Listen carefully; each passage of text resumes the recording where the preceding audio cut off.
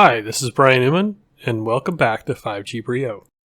This is where you can visualize the future with 5G wireless communications.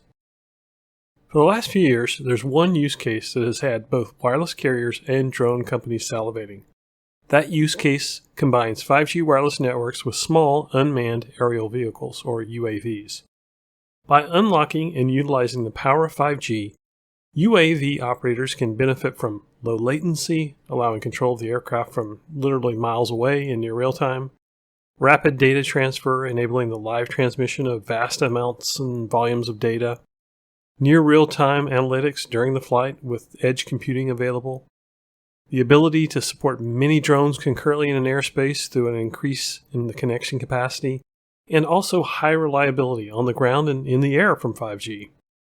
The potential for 5G integration into UAV operations has led to supercharged UAV use cases, and those include remote aircraft deployments, where missions can be flown from an office or a remote operations center, fully autonomous drone operations, where we can expand the autonomy by placing more of the compute power in edge clouds through high bandwidth capabilities of 5G, simultaneous and concurrent connectivity supporting swarms possibly of UAVs that can sense, detect, and acknowledge each other, and also better analytics and decision-making through artificial intelligence to rapidly collect and process large amounts of data that come from UAVs. The business for UAVs is taking off, literally. In my community, Flytrex has found success in delivering food. Globally, Amazon continues to plan for its launch of package delivery by drones. One use case, however, may surprise you. Drones can be used to provide 5G wireless access, essentially acting as flying towers. To state it another way, drones could act as hovering 5G cell sites. Boom! I may have just blown your mind. Consider that the cost to build a cell tower in the US is around $250,000, $250,000. In Western Europe, it's $135,000. In Latin America, that costs us roughly $110,000. Still, it's a lot of money. Then there's the cost of radio antennas, equipment, power, and fiber to the site, some of which is on the wireless carrier. Instead of a tower, what if someone took a drone with 5G antennas and flew it to the height needed for optimal RF coverage in an area? AT&T already has this idea under work, and the concept is in active development. In a recent trial, AT&T took its 5G Celo Wings, or CAL, to 300 feet above ground level and blanketed an area of 10 square miles with wireless service. The drone was tethered to provide continuous power, so conceivably it could stay aloft until a drone motor breakdown occurred. Here we have a new and novel way to quickly deploy 5G cell sites in both urban and rural areas. Yes, 5G cell site drones will be subject to weather, but they can withstand rain and wind much better than balloons.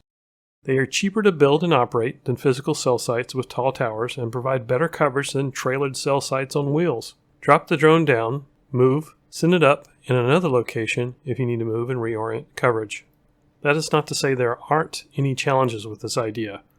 For now, drones have to be tethered for this to work. Untethered drones at altitude would require regulatory approval through the FAA, the U.S. Federal Aviation Administration, and some oversight may be needed through the Federal Communications Commission, the FCC. Power and battery capacity are limiting factors too. Also, current requirements require a manual operator at all times. There needs to be automation and artificial intelligence built into flying 5G cell sites to reduce this dependency.